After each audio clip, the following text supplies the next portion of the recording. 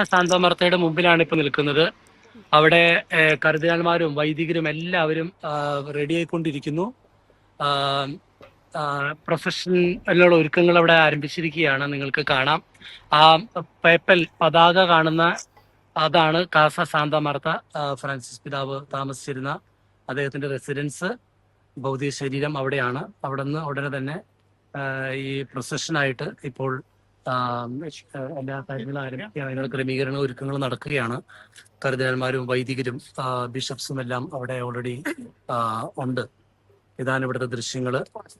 അതിന്റെ അകത്തേക്ക് പ്രവേശിക്കാനായിട്ട് ആർക്കും അനുവാദമില്ല. ഞങ്ങൾ വന്നിരിക്കുന്ന എല്ലാവരും വൈദികരും കർദിനാൾമാർ ഉൾപ്പെടെ അവർ പുറത്താണ് വെസ്റ്റ് ചെയ്തിട്ട്.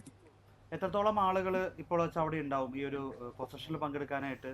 എത്രത്തോളം ആളുകൾ പങ്കെടുക്കുന്നുണ്ട്? അല്ല, കാസ സാന്താമാർത്തയുടെ മുമ്പിൽ നമ്മൾക്ക് അങ്ങനെ ഒരിക്കലും ഒരു വലിയൊരു ജനക്കൂട്ടം അങ്ങനെ ആരും ഇല്ല. ഇവിടെ വളരെ ലിമിറ്റഡ് ആയിട്ടുള്ള അനുവദിച്ചിട്ടുള്ള ആൾക്കാർ, കർദിനാൾമാരും വൈദികരും ബിഷപ്സും മാത്രമേ ഇവിടെ അങ്ങനെയുള്ളൂ. പൊതുജനോ മറ്റാരും ഇവിടെ ഇല്ലല്ലോ. ഇത് ഒരു ലിറ്റർജിക്കൽ സെലിബ്രേഷന്റെ ഭാഗമായിട്ട് വിലാപയാത്രയുമായി ബന്ധപ്പെട്ട് കാസ സാന്താമാർത്തയിൽ നിന്ന് ആരംഭിക്കുന്ന ഒരു വിലാപയാത്രയാണ്. അപ്പൊ ഇവിടെ കർദിനാൾമാരും ബിഷപ്സും വൈദികരെയും മാത്രമാണ് എനിക്ക് കാണാൻ സാധിക്കുന്നുള്ളൂ.